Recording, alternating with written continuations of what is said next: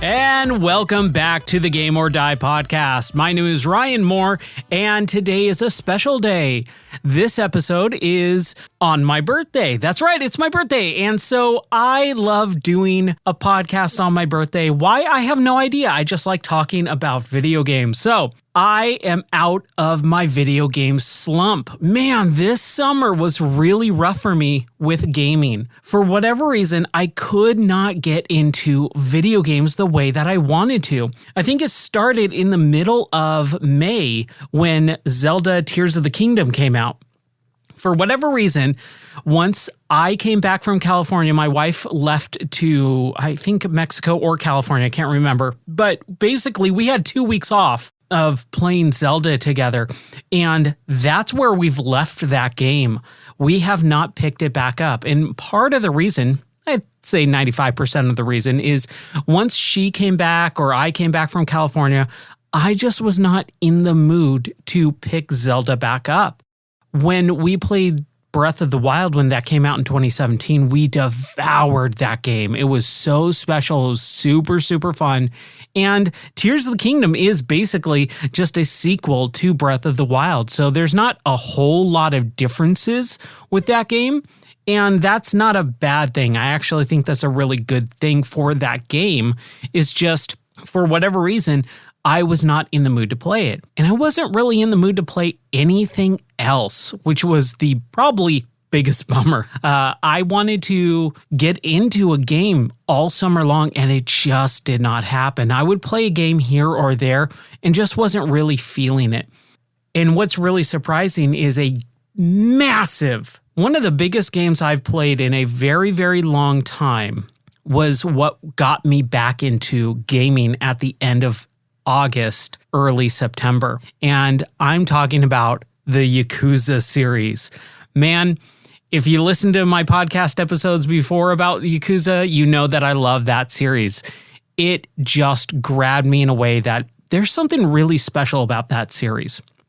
For those of you who haven't listened to those or can't remember what the Yakuza series is about, it's basically about this guy named Kiryu Kazuma, and he is a Yakuza, Japanese mafia.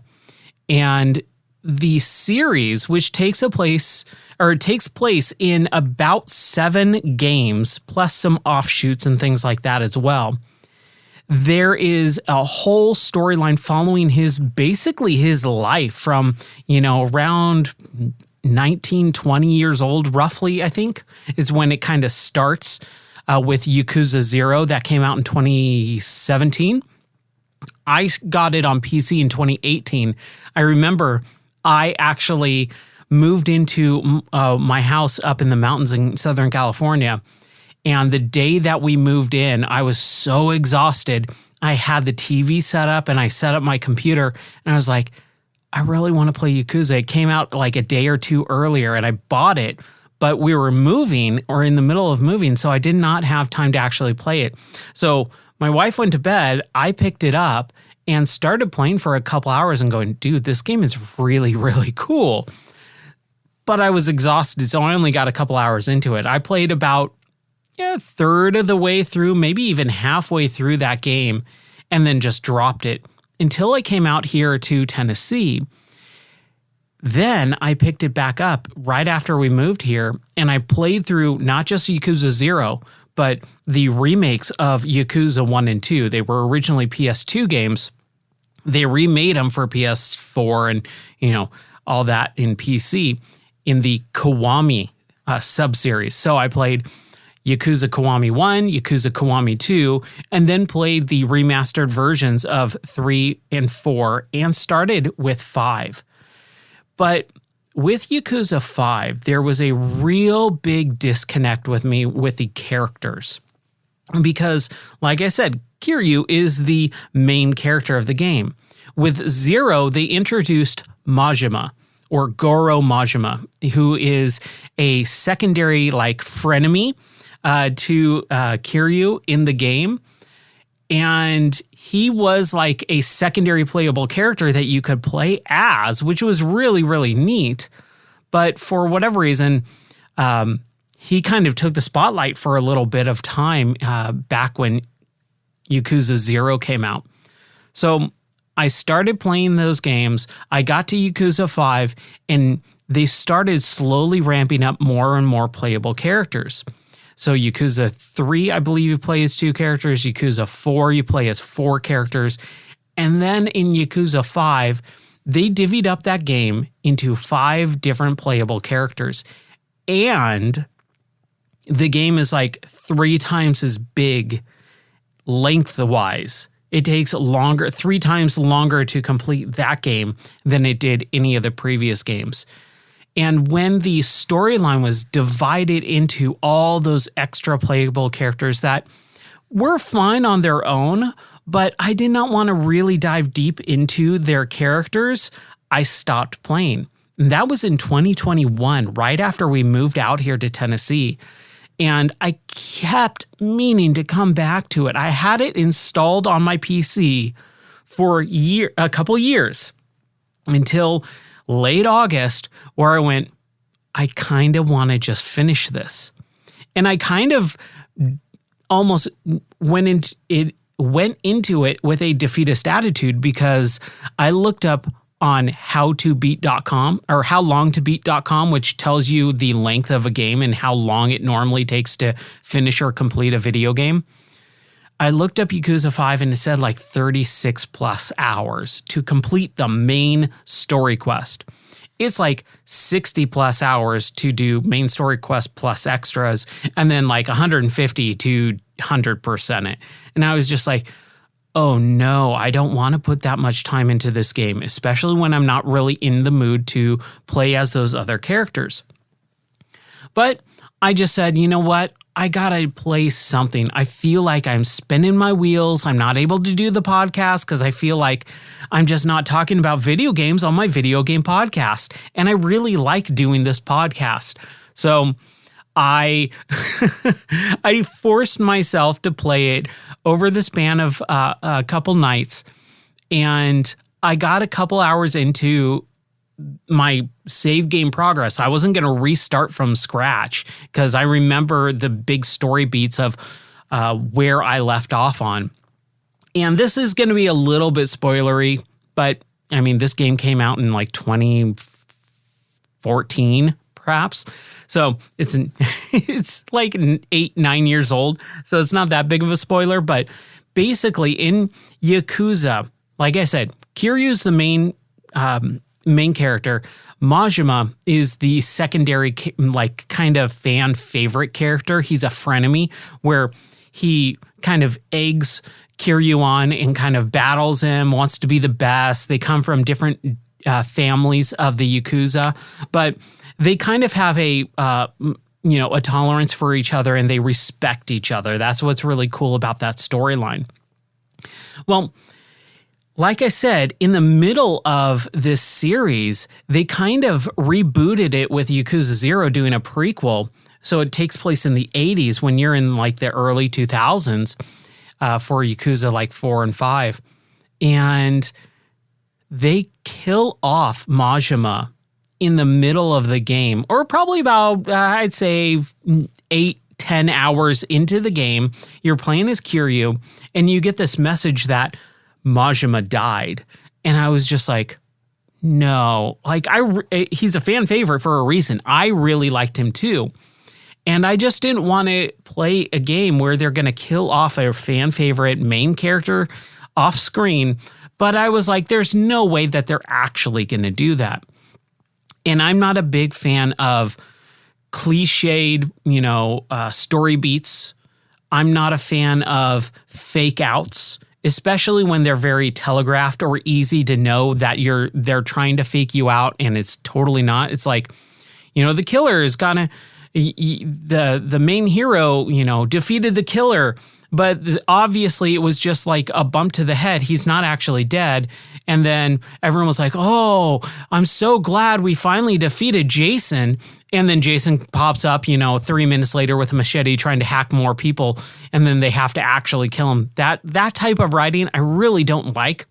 So I was not in the mood to continue playing this game that I knew was going to take a long time originally in 2021 to complete when they're telling me, this main character died, but, it was kind of off screen. It wasn't really given a lot of emotional weight. And that he didn't really die, or that's not the way it went down. Once I started replaying or picking the game back up, I picked it up right where I left off 2 years ago, almost to the day. It was funny. I actually took a screenshot of my game save when I loaded it back up, and it said the last time you played was August 30th, 2021, and it was August 29th. So I was just oh, wow. Okay, cool. I am picking this up almost exactly 2 years later. I thought that was kind of funny. But when I started playing it, I picked it up and I was right smack dab in the beginning of the second playable character, which is, I'm going to butcher these Japanese names, but I believe his name is Saejima, which is basically Majima's not real brother, but Yakuza brother, sworn brother. Oh man, I forget the Japanese name for it, but they talk about it in the Ready Player One book. They talk about the two Japanese characters who basically call each other brother, even though they're not actually brothers. It's oh man. Oh, I'm sorry. I totally forget the name of it. Kaido or something like that. But basically, they're basically sworn brothers, brothers from another mother. So you play as Saejima in Yakuza 4, and now they bring him back as a playable character in Yakuza 5. And I was just okay, let's just play this. And he starts off in jail. And I'm I know he was in jail in the previous game, I believe, and he breaks out, but now he's back in jail a second time. Because basically he's known across Japan as the guy who killed 18 people in one hit. It was a mafia or a Yakuza hit. He killed 18 people. That's all in the previous game. This new Yakuza 5 game, he's a playable character. You start off in jail and you're going through the whole jail sequence for quite a long time. And I was this is fine. This is okay. It's not that big of a deal. And I was having fun with it. It got a little bit long. It was kind of dragging a little bit. And I was at the end of the night, I was I played for 2 hours. I'm still in this jail sequence. Ugh. So I stopped there. I picked it back up the next night and I continued to play. And as I progressed through the storyline, I was as annoying as it is that I'm in the same location after 4 hours of gameplay, it's still really interesting. And that's what I love about the Yakuza series, is that it is interesting. The storyline is so well written. It's interesting and it kind of pulls you in, wanting to know more and more and more and what's going to happen next and all that stuff. So I'll go by a couple, main beats of the storyline that I remember.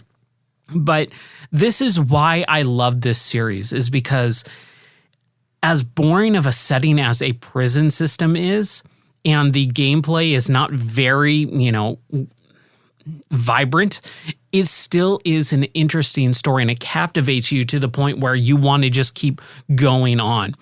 So you're Saejima and he's, in jail again for a second time. He basically releases himself as a, I think it's like a fall guy almost for the Yakuza family. And they say, when you come out, when you get off of your prison sentence, for this next time, because you already did time for, the killing of 18 people. You got out of prison. Now you're back in prison voluntarily to take the fall for this other crime. Then what we're going to do is we are going to make you head of the family. So he's kind of got that whole, I'm the head of the family. I just got to play my cards right, keep my head low in this prison, and I'll be set free for the rest of my life once I get out of prison. Well, things don't go according to plan, and he basically has to It's really interesting because this is, again, something why I kept with it, even though I was like, dude, this is kind of a little bit boring of a setting, but the story just takes so many little twists and turns that you don't expect. So basically, he starts talking to some of his cellmates, kind of like opening up a little bit, and his cellmates open up to him, and they start talking about what they were. One guy was an actual detective who I think killed someone or something, and then he turned himself in. Another one was a world-class bank robber that was never caught, but his wife left him because his wife found out about his crime spree and she left him. And so he said, there's no point in living, so I'm going to turn myself in. Maybe she'll come back to me or something like that. And then there was another guy who was like, I was a Yakuza and I killed someone. So I'm in this jail for 10 years and then I'm about to get out and stuff like that. So you got these cast of characters that are actually really likable. Like, you wouldn't think like these murderers and prison, inmates are likable or you care about them, but man, they're so well written. The voice acting, which is all in Japanese, is so well done. I bag on anime and Japanese voice acting a ton because I don't think most of it, pretty much any Japanese voice acting is very good. But man, the Yakuza series totally proves me wrong in that aspect. These people do such a great job voice acting in their native language. It comes across. And when I say like I don't like Japanese voice acting in anime, is because every girl character sounds the exact same. It's super high pitched. It's like they're all voiced by one lady. Every anime from 1980 or 1978 to 2023 is voiced by the same exact lady, sounding the exact same. You pick out Bulma from Dragon Ball Z. You pick out, the lady character from Akira or Ghost in the Shell. They sound the exact same. To me anyways. And then every guy sounds either like a little kid or, has that really bad English dub or whatever. So like they just never sound that interesting. But with Yakuza, the people who are voicing these characters have weight and gravitas to their voice. They're really portraying or sounding like the people that they look like on screen. So the casting director for these voice actors just hit it out of the park with this. Like, it is unbelievable. I cannot imagine anyone else voicing these characters. It's interesting too, because back in PS2, when the original Yakuza came out, with the localization, they did an English dub. And Mark Hamill is Majima in that game, and it's awful. It sounds terrible. The localization is bad. The voice acting is not very good. Even Mark Hamill, just makes it sound weird. It was in that time frame when Japanese voice dubbing and English voice dubbing were just bad. Or voice acting in video games were pretty much generally bad. So it's kind of funny to go back and listen to the original Japanese voice actors. And man, it just sounds so good. It sounds amazing. So Saejima basically opens up to his, cellmates, and things happen in the prison where there's like this understanding from the warden and Saejima and this other character, Baba, who is one of his cellmates, where they were framed for, attacking, and then the warden sees that like there's some underhanded stuff going on, so he's not throwing the book at everyone like he should, because he's on the side of Saejima and stuff like that, and like your character, and it's so compelling and so riveting that you just kind of want to keep watching what's going to happen next, like a really good TV show. This, if there was a market, if you're a person who doesn't actually like playing video games and can tolerate watching CGI cutscenes, they could basically make this a supercut CGI movie that's 48 hours in length, because these games are so stinking long.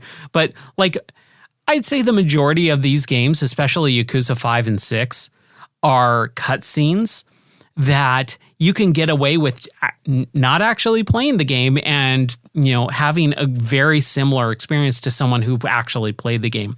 Because that's what I was enjoying about these games. I really did like Yakuza Zero's gameplay and Kiwami 2 because of the different gaming engines that they did with modern gaming engines. But the older stuff is like, oh, this is a little bit clunky. The combat's not very exciting or enjoyable now because of what we have now. So, like, just watching the cutscenes and getting the story part of the game is probably almost a better way because you can treat it like a TV show, like a really good TV show. Watch a little bit, get a little bit of story, come back in the next day or two and, go a little bit further in the story. And it's so good. So anyways, Saejima basically breaks out after this prison riot and gets stranded in a snow village, a remote snow village in the middle of a blizzard, and gets attacked by a bear. And then he arrives in the city and has to keep a low profile because everyone's looking for him. His wanted poster is plastered all over the city, basically. And then it switches to another character. And this is another character from the previous game. And it just basically kept switching between these characters. And I was like, dude, I really care about Kiryu because I haven't seen him in 2 years. Because I stopped right when it switched to Saejima in 2021. And I was like, what's going on with Kiryu? I remember he moved away to a different city. He took a job as a taxi cab driver. And he's no longer the head, he's the fourth chairman, like basically the president of the Yakuza. He's the fourth president of the Yakuza, and they're on president number 6. So he's like super well respected. And he's a taxi driver now? Like, what's going on? I didn't get back to Kiryu until the very end of the game, like 30 hours later. And I was just like, dude, this game is kind of, trying my last nerves. I really want to keep progressing, but there are some characters I just don't care about. Or want to care about at this moment. If it was sprinkled in with about a 45-minute section, of this character and then this character, and then I play as Kiryu for another 5 hours and then play as, the other character for 45 minutes, I wouldn't have as big of a problem. But when I was playing this game for 30 hours and not seeing the main character's storyline progress at all, I was just like, dude, this game needs to end. It really, really just needs to end. And towards the end of the game, it ramps up in such a spectacular way. It got me staying up until 3 a.m. again, just like, old times. And I was like, dude, I'm back in it. I'm back into the video game groove that I was wanting to be in all summer. So basically, I finished Yakuza 5. It has a really good, strong ending. And it was really interesting because coming back to the whole reason why I stopped playing the game, it's really interesting because, spoiler alert, Majima is not dead. Majima is not dead at all. He is still alive. And they kind of drop the ball with him. They don't explain really much of why his death, like they kind of explain why his death was faked, like in newspapers and stuff. It was basically to bring Kiryu and a couple of the other people out of hiding so that they could all be killed at once. And then there's this really interesting storyline with Kiryu's daughter, his quote unquote daughter, because she's basically like half adopted, where in the very beginning of the game, and the series, this little girl, she's like probably 3 or 4 at this point in the first game. Like the whole first game revolves around Kiryu finding this girl at a massacre. like this little baby girl, and he basically takes her under his wing to find his mom, her mom. Her mom dies, and he basically like kind of informally adopts her.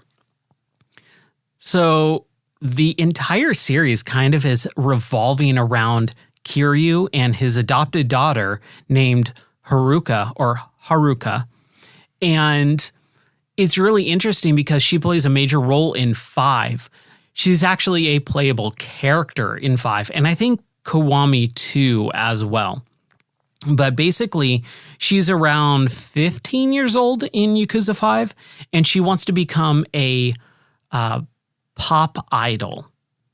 And a Japanese pop idol, which is basically like a teen, a musician, like a Britney Spears or something like that. And so she goes off with this talent agency and becomes a pop idol sensation. But because her father is basically the head of a Yakuza, that would not look very good in the media. So she basically has to distance herself from him. That's what the talent agency says. So you play as her, and she basically doesn't have real combat. It's all, rhythm games and stuff like that, which I was enjoying for the most part because I thought, whatever. It's a kind of a change of pace in this, super long game. And I was like, okay with it for a while. But then it started to drag on a little bit, and I was like, okay, I'm ready to get back. But again, the whole storyline is so interesting that the bad parts of the gameplay really aren't all that bad when you take in everything. So what I did is I kind of powered through it, and I think Yakuza 5's like full, story is really, really strong. The Majima fake out, kind of killed interest for me to the point where I didn't want to play it anymore. So I dropped it for 2 years. I came back to it, and I did not want to play through all the extra playable characters. I think there was a lot of filler in that game. Like I said, that game is almost 3 times as long as all the previous games in the series. And it really shows. It's the whole, there's way too much going on. So it was really hard to kind of force myself into it for the first hour or two. But once I got past that initial, I'm not playing as Kiryu, I'm not going to see what's going on with him for a while, I might as well just sit back and enjoy the ride of this game. The writing takes the rest of the work out of it. Like, you can just sit back and relax and enjoy the really good, cool story that they've got going on. And man, the ending is so well done, so well put together. It feels like it's going to end a couple of times, and it doesn't. It keeps going. It's just ramping up this hype and this, sense of dread of what's going to happen next. Like, oh my gosh, how are these characters going to survive? That it just kept pulling me along, and I was running with it going, yes, please show me more, show me more, show me more. And when it finally ended, I was like, wow, it was worth playing all those hours extra to see the full picture. However, man, that game needed an editor. It needed someone to cut out a lot of the filler because it wasn't necessary.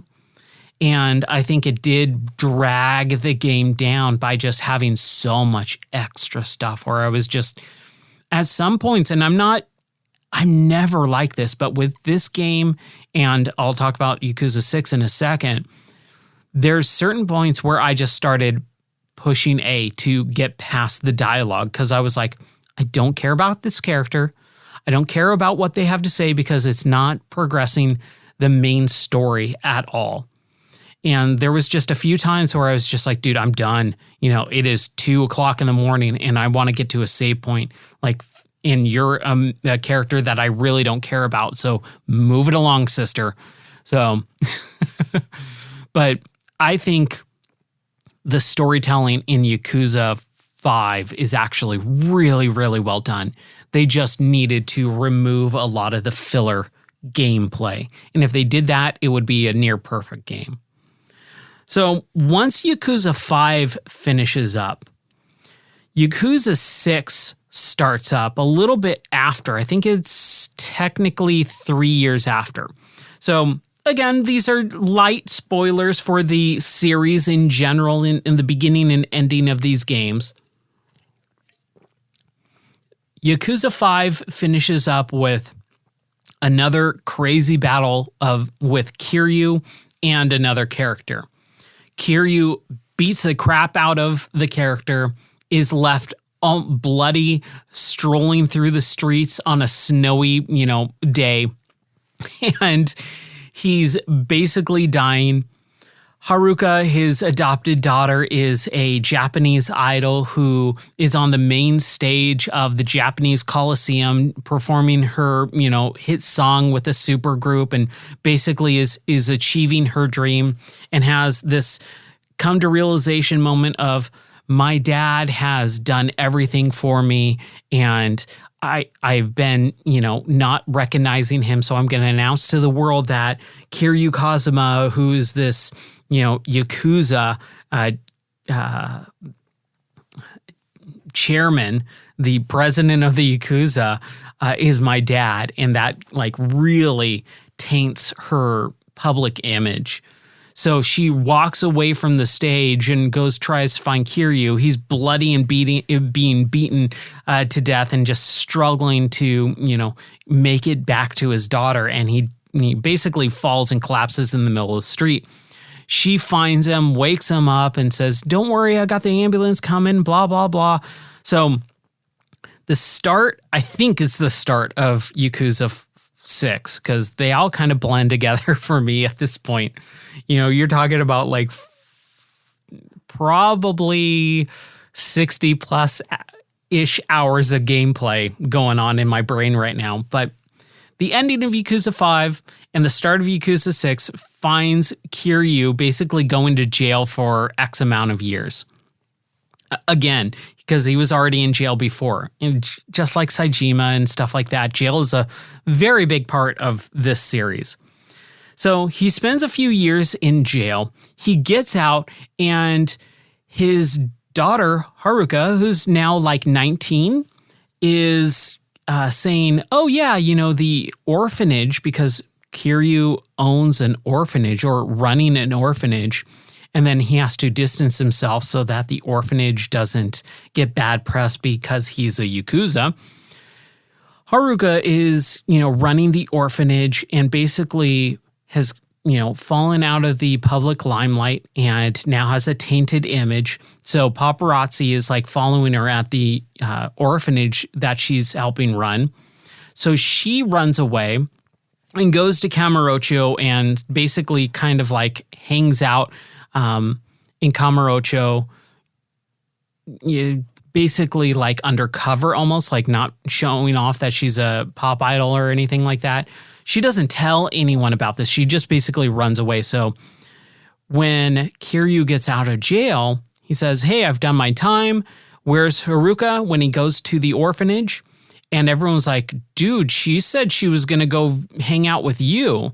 And he's like, "What?" So he kind of follows a trail, picks the trail up in Kamurocho, which is the main stomping grounds for the series, the main city that you play in for most of the series.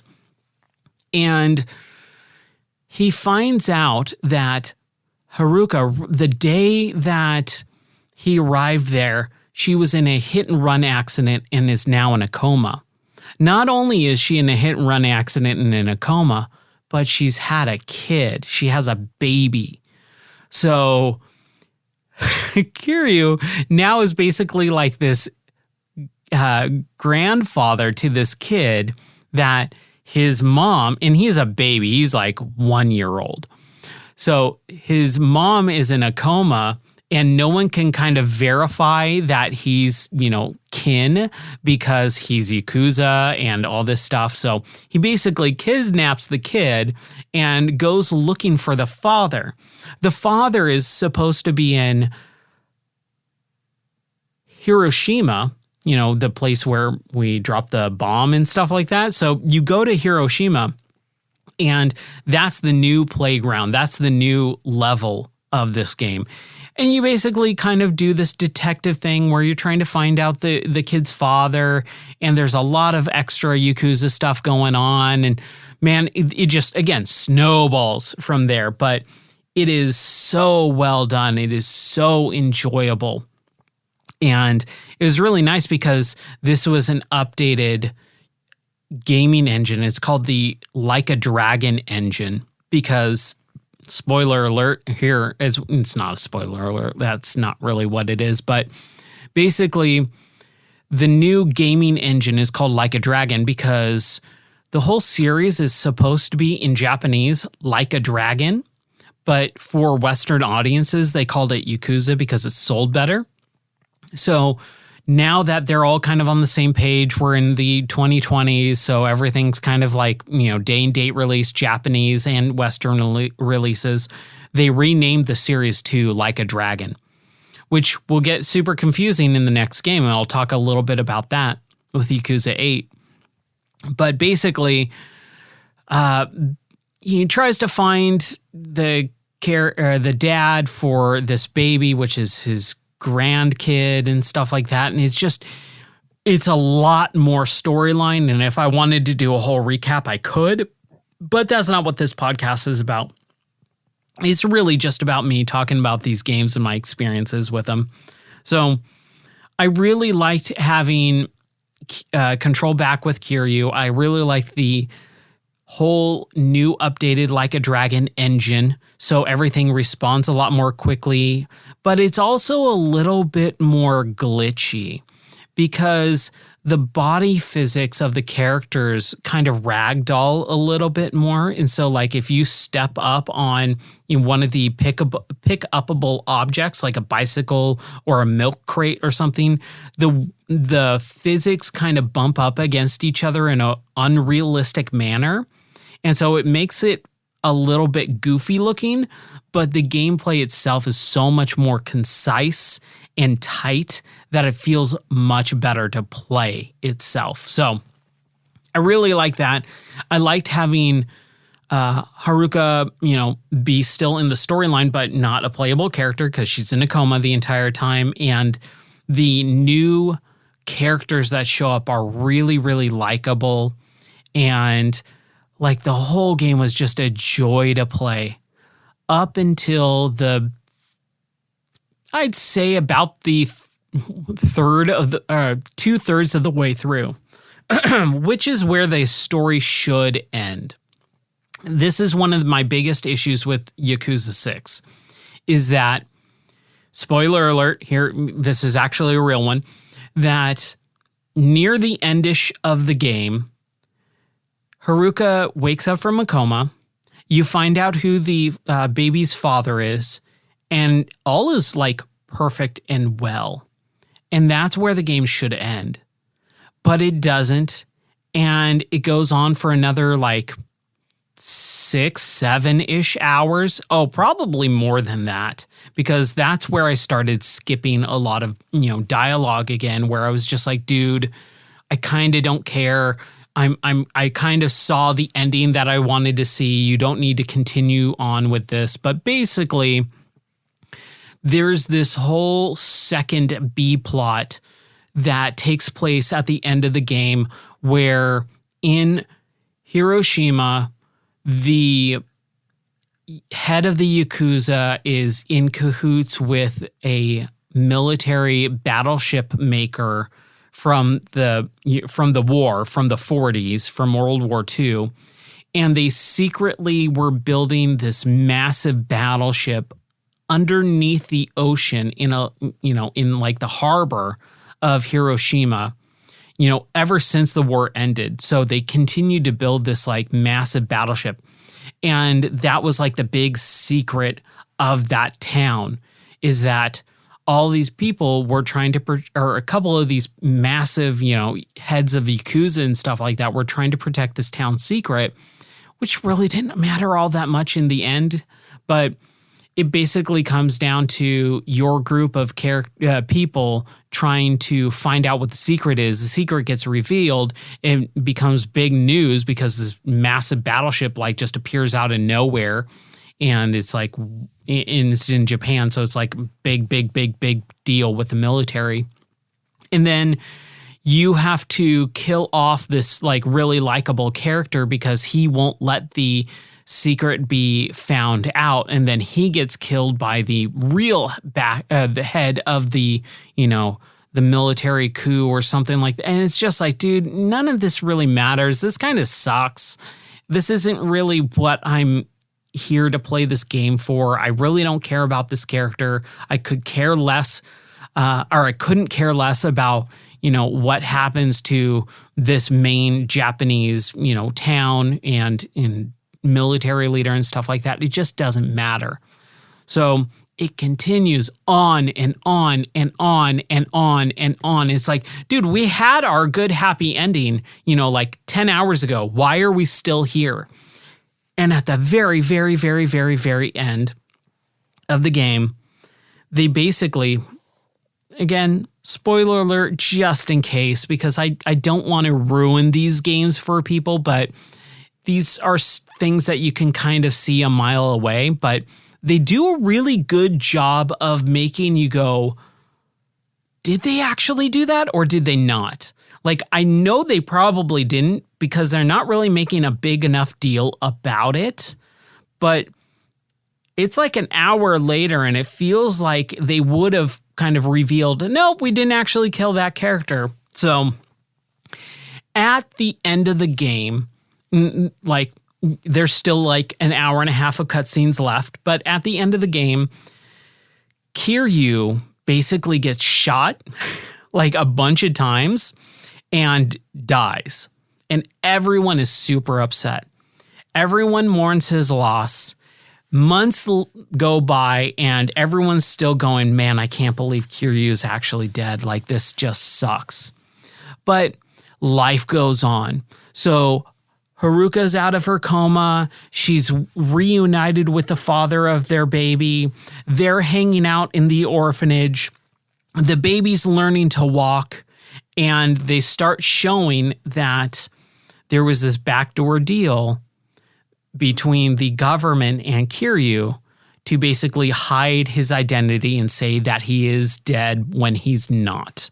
So he takes a bunch of hush money basically to provide, and this is what I actually like about the story, is that he's going, everyone will still come after me because I'm the fourth chairman of the Yakuza. Everyone will still come after me and everyone will still come after my family. So to keep my family safe, you have to announce that I'm dead, that I died from all these bullet wounds. I barely am alive, like I'm hanging on, but I'm not going to die. I'll pull through. I'll take this hush money if you can basically remove all evidence of me living and my social security card or whatever it is in Japan and go, I'm dead. Please just let me live my life in obscurity. And if everyone thinks I'm dead, no one will go after my family. No one will go after the kid and Haruka and the father and all this stuff. So just leave it at that. So he takes this money, and at the end, you see the baby trying to walk, learning how to walk at the orphanage that, is by the seaside, and he's, cleverly like hiding and obscuring himself from the family and all that stuff, and watching his grandkid, learn how to walk, and everyone learning or watching and, enjoying that from a distance. And it's one of those endings where it's like, man, come on. Like, that kind of sucks because his daughter, ostensibly his daughter and, his son-in-law and his grandkid are going to think he died. And he's, basically, dead to everyone else except for himself. And it's like, that kind of sucks. But I also see it as a redemptive arc for this character because he is a quote-unquote bad guy. He's a Yakuza. He's killed people. He's hurt lots and lots of people. He ran a mafia organization, and all this stuff. So, like, he's not the best guy in the world, but like the whole series of 7+ games is like a redemptive arc for him. So man, it's a special series. And I was so happy to finish his storyline with Yakuza 6. But like I said, man, that ending, that should have, when Haruka wakes up and from her coma and everyone's kind of happy, that would have been the perfect stop point and leave it at that. They did not have to go through this whole secret, town secret battleship and everyone dying and all this stuff, but it is pretty epic. The whole ending is just, again, does that Yakuza fashion of ramping everything up. So I finished off Yakuza 6 and I was like, man, I don't even know what to do with my life at this point. Except for at E3, they did show that they're making more Yakuza games. And it's weird because they're splitting it. So there's like I said, with this last game, with Yakuza 8, it's introducing a new character, which is called Ichiban. And this game came out in 2020. So when Ichiban came out, they changed the name from Yakuza. Actually, this was after. Sorry, I take this back.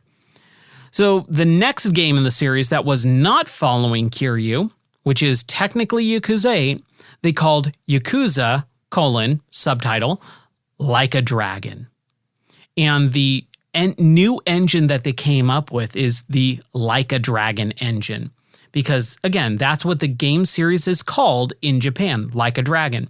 But they changed it to Yakuza. So it's got this weird, like, Japanese English video game naming scheme, kind of like Resident Evil is known as Biohazard in Japan.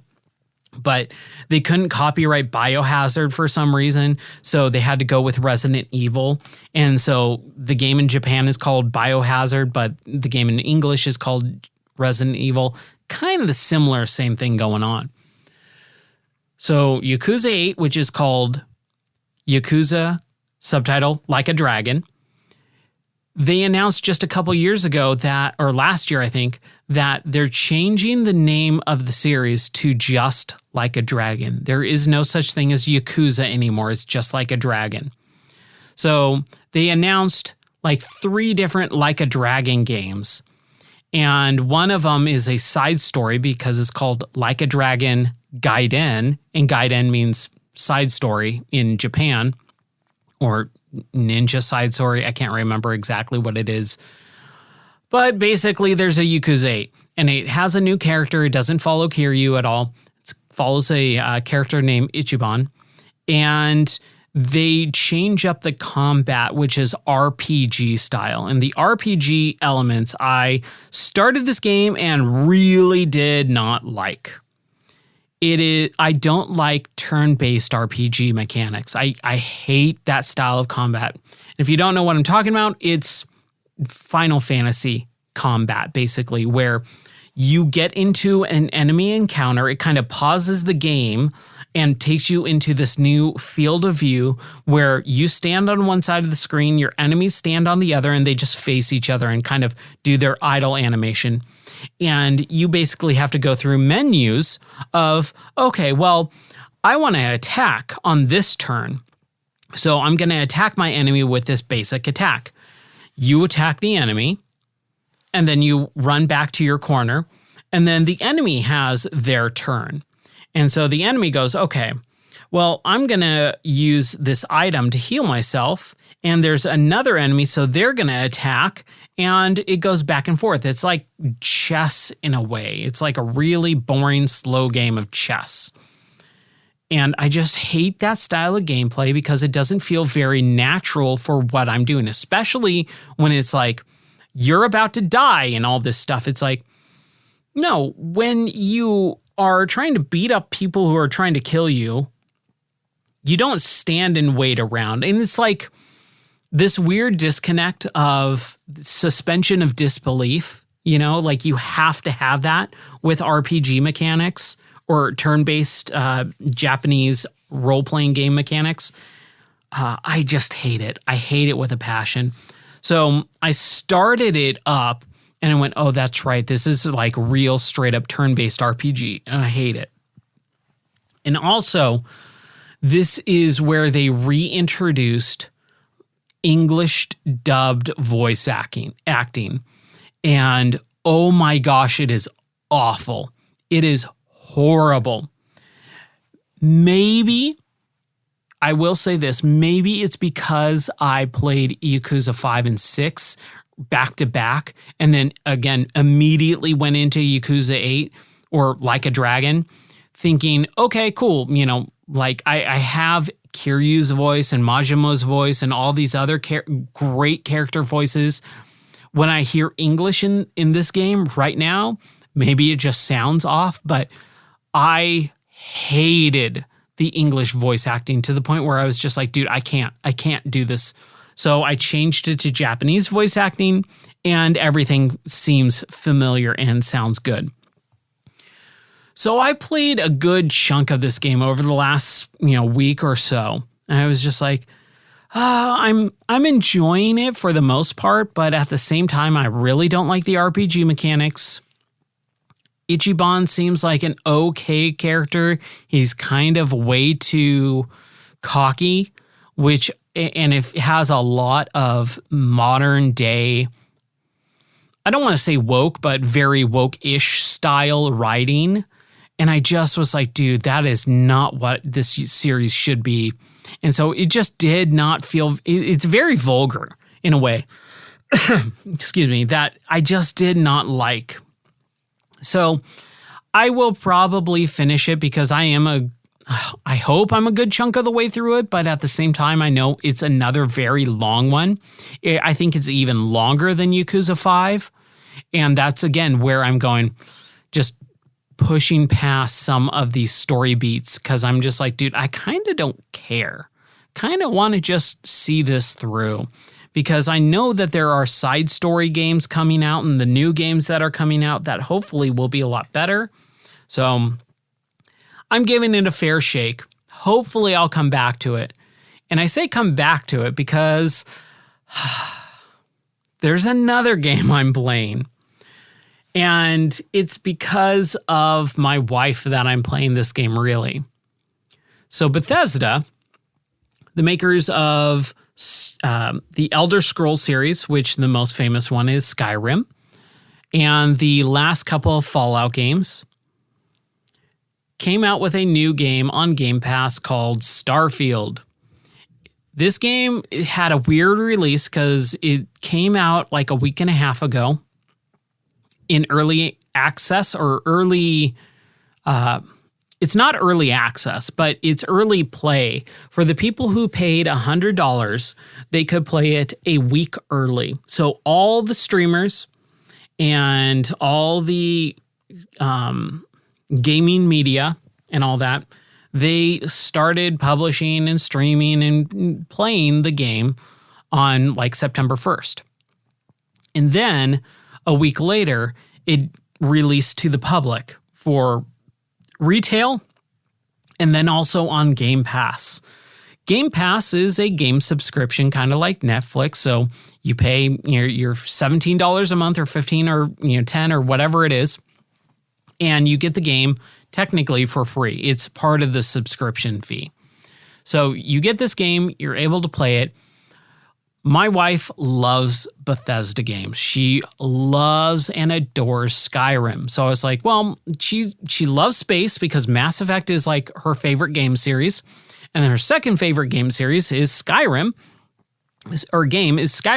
So this is going to be right up her alley. So I installed it on her Xbox on launch night, and she started playing an hour or so of it and then went to bed. And I watched her play it, and I went, man, that's kind of cool. So I installed it later that night and started diving into it because I was like, everyone's talking about this game. I kind of want to see what they're talking about.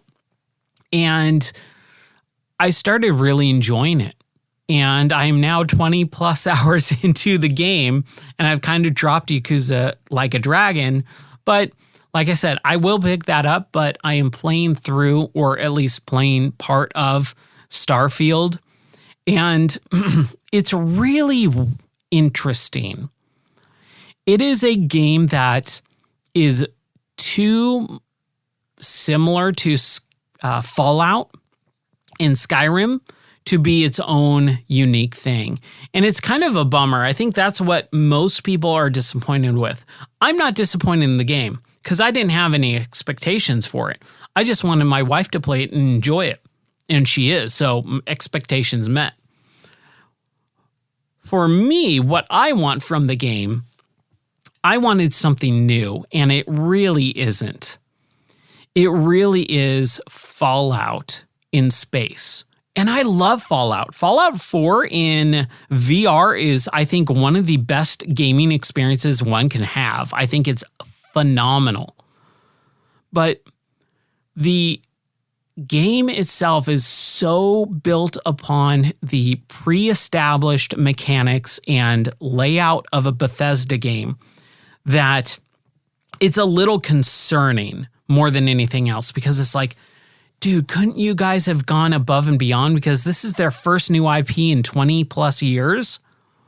So they should be able to do something new and different, right? But they still have the same quest dialogue type of trees and quests and all this stuff. And it's just like, so the setting is in space, but it's not open world like all the other Bethesda games are. It's more like Mass Effect, but with Fallout style, dialogue and characters and all this stuff. And it's just like, it's a weird mishmash of Fallout and Mass Effect.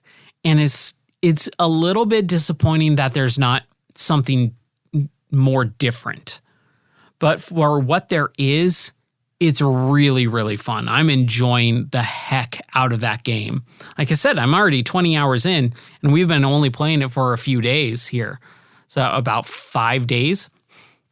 I've been going pretty hard into this game. It's really interesting. It's really fun. There are some technical issues. There are some stuff that I personally think could have been better. But yeah, again, I didn't pay for this game really. It's on Game Pass. And I'll play it and then I'll move on. And that's kind of where I am with that game, is that there's a ton of stuff that people love. There's a ton of stuff that people hate. And it's not big enough for me to go out of my way to complain about. It's not that big of a deal to me, but it is a big deal to a lot of others. And like I said, there is some extra other stuff that I could get into, but I just don't want to. It's unnecessary. So that's kind of what I've been playing. We'll take a quick break and then we'll move on to the next topic, which is what I'm looking forward to. All right, so I'll see you after the break.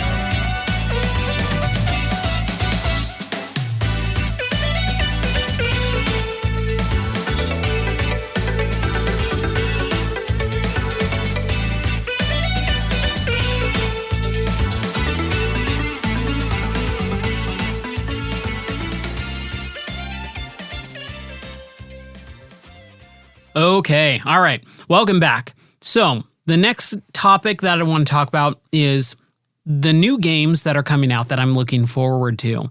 There's just a few on the horizon that I do want to talk about for this month of September. We're just a little before the midway point of this year or this month. And there's a couple big games coming out, which we already covered. Starfield. That was like the big one, especially for Microsoft. But on the 18th, Lies of P, which I think is a terrible video game name. It's really hard to pronounce with, a microphone, because you would say Lies of P, and no one's going to understand what you're talking about unless they're informed of what this game actually is called. It's called Lies of P, because the main character is Pinocchio. P for Pinocchio. And you know how that story goes. Pinocchio lies and his nose grows, right? So this is the lies that Pinocchio tells. The lies of P. And it's literally just the letter P. And that is stupid. That is dumb. Why would they make that game's name be that? Why wouldn't they say The Lies of Pinocchio? That makes way more sense. People know what you're talking about and can kind of form an understanding of what the game is actually, supposed to be about with a title like The Lies of Pinocchio. But calling it Lies of P, Liesofp, is the stupidest name for a video game. Oh my gosh, I'm so mad about that. So, why am I looking forward to this dumb named game? Well, because I played Elden Ring last year, and I did really, really enjoy it. In fact, it was my game of the year last year, I believe. And I hate to say it, but like I said, I did enjoy it. I had a fun time with Elden Ring. And Lies of P or Lies of P, like it sounds like a person's name, Liza, and then her last name is, the letter P. Lies of P is a From Software game. The game company's name is called From Software. Oh, what game is this? Oh, it's a From Software game. So the name's Software? No. The development studio is called From Software. Oh, man, I really hate this company. They suck at names. But besides the fact that they suck at names, they make one type of game. Dark Souls. This is a Dark Souls game. Just like Elden Ring was, just like Bloodborne is, just like Dark Souls 1, 2, 3, just like Dragon Souls. All of these games are the exact same. Lies of P released a demo of the first 2 hours of the game back in June, because it was for E3 or fake E3 or whatever they wanted to call it this year. I downloaded it. I played for about 15, 20 minutes and I went, oh, okay, cool. It's Dark Souls, which it totally is. It's 1,000% Dark Souls. It's the same exact game as all of the other games. You know exactly what this is. However, because I liked Elden Ring, because it's on Game Pass for free, and because it's a unique setting like Bloodborne was. I have never played Bloodborne, but it is the only other Dark Souls game that I think I would enjoy because I really like the style, the art direction, the setting, the fast, fluid pacing of the game. I really like that in Bloodborne. Lies of P has a really interesting design and setting because it's Pinocchio, but it's all dark and weird and twisted. So I'm hoping that they have versions of like Stromboli, you know, the guy who takes all the stuff or all the kids to Pleasure Island. I hope they have twisted versions of Honest John and Gideon. You know, I'm hoping it's the Pinocchio story told in a very dark, creepy, weird way. And it's funny, too, because last year there was 3 different Pinocchio movies that came out, and now we've got a Pinocchio game. Like, there's something going on with the media where they peddle these ideas out, and we got 3 movies based on Pinocchio at the same exact time. You know, we had the Disney live action version. We had the really cool, and this is the one that I actually liked. My wife and I watched Guillermo del Toro's stop motion animated version of Pinocchio. And that was really interesting because it's a totally different telling of that story. It almost could have been its own thing without having Pinocchio as a wooden boy is like literally like the only main thing that shows up in that movie. And the whale, like the big plot points. There's a guy named Geppetto. He wants a boy, so he creates a wooden boy and something brings him to life. He goes off on an adventure, a whale swallows him, and he becomes a real boy or something like that. I can't remember. But basically, like the main plots of Pinocchio, that's what that movie is. So if you have not checked that out, Guillermo del Toro's 2022 version of Pinocchio is fantastic. But Lies of P seems interesting, so I'll give it a shot next week. I highly doubt it's going to stick with me. Hopefully I'm wrong, but that is something that I'm looking forward to. The next day, the next day on the 19th of September, Mortal Kombat, the names, just come on, people. Mortal Kombat 1 comes out. Ryan, didn't Mortal Kombat 1 come out in 1992? Yes, it did. But we're resetting everything. It's a reboot, so it's not just called Mortal Kombat. It's called Mortal Kombat 1. It's a dumb name. At the end of Mortal Kombat 11 from a couple years ago, they basically reset the timeline where I'm going to probably butcher this, but whatever. From what I remember, Kronos or Chronica, who is the keeper of the Sands of Time, started messing around with the timeline and started doing a bunch of stuff, and everyone came together to defeat her. Raiden is now, or Liu Kang, one or the other, is now the keeper of time and has changed back the, thing so that everything that took place in the original Mortal Kombat on Sega Genesis all the way up to a couple years ago with Mortal Kombat 11 actually never happened. And now everyone is kind of reset, and like people like Johnny Cage is still a movie star, I think, but some other people like Sub-Zero and Scorpion might be friends or they might be enemies. I have no idea. Whatever. So it's basically a big old soft reboot. And I hate that phrase, soft reboot, because it's dumb. It's a reboot. But it's a new Mortal Kombat game, and I'm going to play it either way. So I'm excited for it. I hope it's on Game Pass. I don't know if it is or not. I don't think it is. But I'm looking forward to the storyline because they do a really good job of those storylines in those games. And then at the tail end of the month, on the 26th, we have the DLC for Cyberpunk 2077, which is called Phantom Liberty.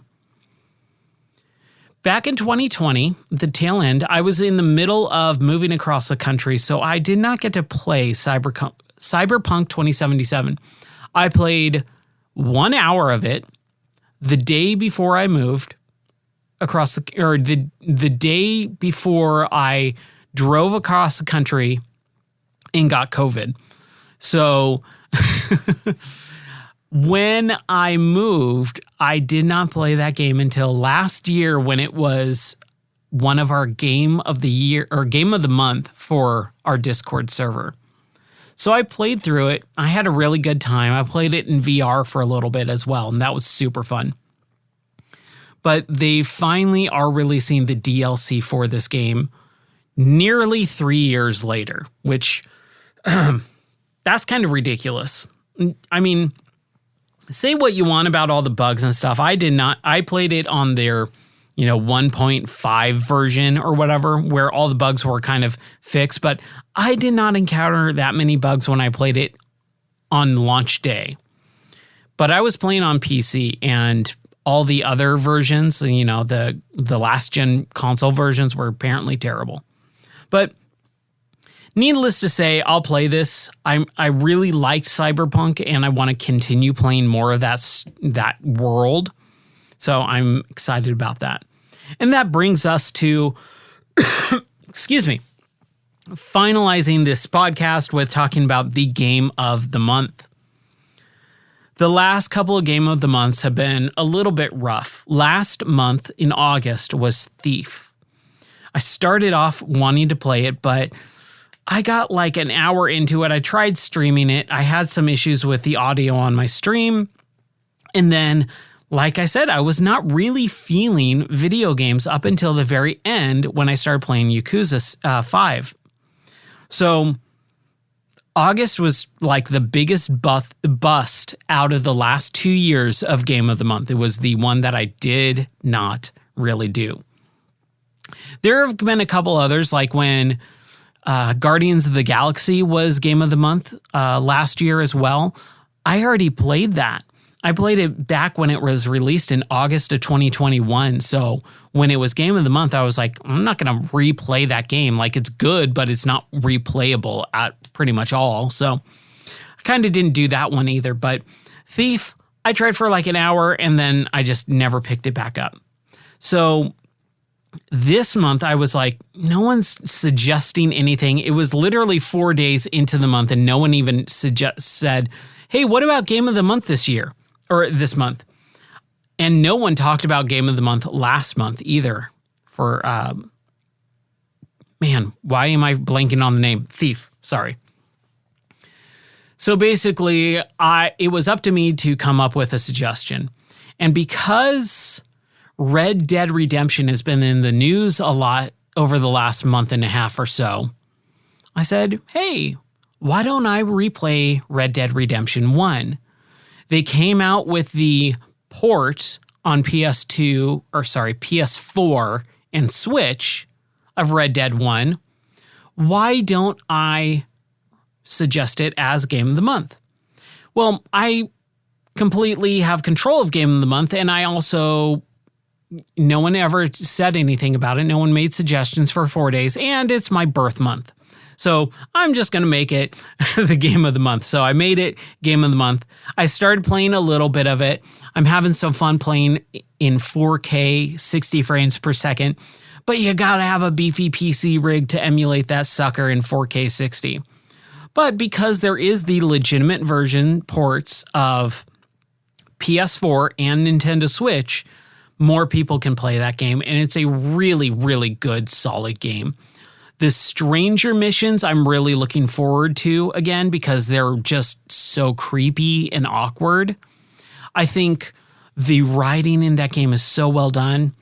Like I love my favorite part of it is the skybox. It's one of my favorite things about that game is when you go out right after you start the game and you're in McFarland's ranch and you look up at the night sky. It is one of the coolest, most beautiful looking skyboxes in any video game. Same thing when you're riding on a horse in the middle of the Mexican desert and the sky is painted with this just bluish, orange, creamsicle looking sky. Oh my gosh, it is just gorgeous. And I've been messing around with PCs and stuff, and so I wanted to test out Red Dead Redemption 2 because I haven't really played it since moving. So it's been about 2.5 years, and I I only played Red Dead Redemption 2 once when it came out on Xbox. And then I waited for the PC version and I bought it there. But I never played through the story again. I only was doing online. However, Rockstar in their infinite wisdom has killed Red Dead Redemption Online. So there's basically only the story to really explore again.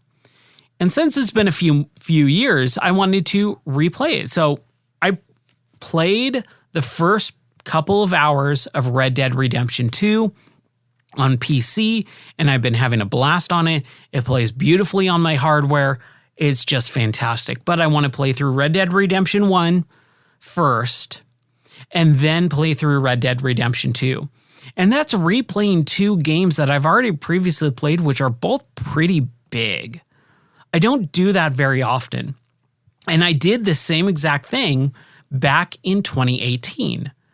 Right before Red Dead Redemption 2 came out, the only previous time I played Red Dead Redemption 1 was on Xbox 360 back in 2010. So I replayed Red Dead Redemption 1 in 2018 right before Red Dead Redemption 2 came out, and then I played Red Dead Redemption 2 on the Xbox, and it was fantastic. So hopefully I can play through both of those. I make no guarantees because, man, there's a lot of new games coming out that I want to play. For my birthday, I bought on sale Diablo 4 because I haven't played Diablo 4 yet, even though like the majority of people seem like they have. But it was on sale, and I said, you know what, I'm definitely going to have to play this for Game of the Year. So I want to get it on sale, and so I bought it, but I haven't played through it yet.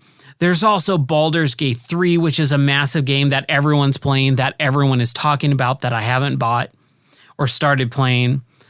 There's Spider-Man 2 that's coming out. Like I said, there's Lies of P, Mortal Kombat 1, Cyberpunk 2077, DLC. That's all just this month. And then next month, we've got Spider-Man 2 on PS5, which I'm excited for another PS5 game because the last time I played a PS5 game was basically God of War Ragnarok last year in October. So I'm very excited to turn on my PS5 again. And there's a few other games. I can't remember off the top of my head. I only wanted to cover September's releases, but I'm looking forward to video games. I'm back in the groove, which is great. I'm super excited. You know, like I said, I hope to get back to Yakuza Like a Dragon, but right now I'm having a lot of fun with Starfield. But with that, that's going to basically be the end of this pretty big, long birthday podcast.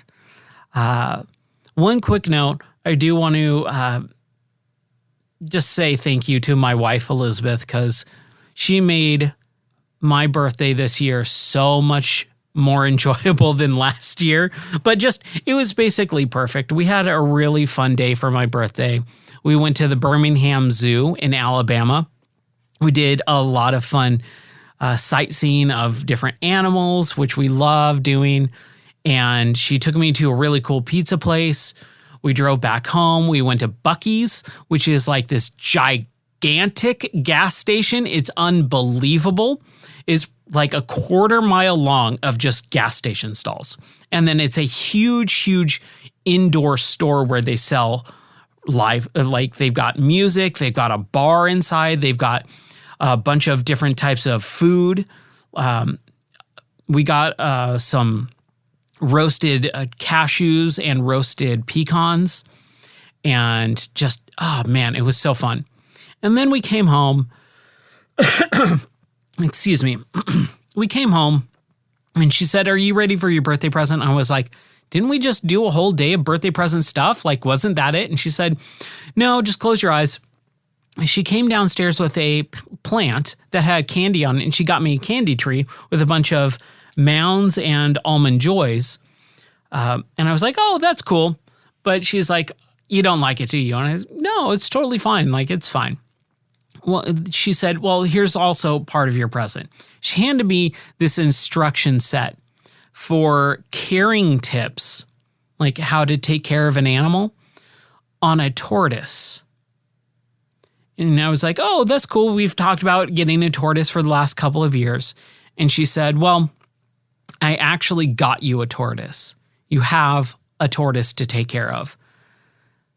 If you know me at all, I had a tortoise when I was, I think, 7, 8 years old.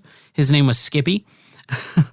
But now we have a cherry-headed redfoot tortoise, all of my own, again, all these years later, and he's super, super cool. So she brought me up to her workspace, and she had this thing hidden for the last few days. I had no idea she was keeping a live tortoise.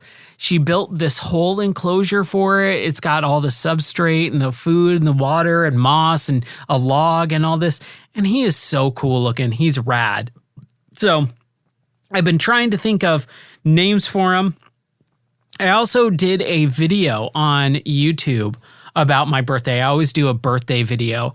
And man, my birthdays are just jam-packed. We got up at like 6:30. We drove to Alabama, so that was a 2.5-hour drive. We spent all day long at the Birmingham Zoo. We drove to a pizza place, had pizza in like the really good pizza parlor, drove all the way back, stopped at Buc-ee's, got some, food and stuff like that there, came home, got a turtle, took care of it, and then I uploaded all the footage that I shot of that day at the zoo and made a YouTube video out of that footage all that day. Like, it was just an exhausting day. But man, my birthday is, I love my birthday. It's super fun. Last year was a little bit depressing because Elizabeth was gone for it. She was in California with her grandmother, who unfortunately passed away. But man, she went above and beyond. And this is one of the thousands of reasons why I love my wife. So thank you very much, Elizabeth, for doing that for me, because you made my birthday super, super special. But that's going to do it for this episode of the podcast. Thank you very much for listening. You can always check out all the stuff I do on gameordie.net. That's the website, and also the name of this podcast, Game or Die. So until next time, I'll catch you later. Thanks very much for listening. Bye.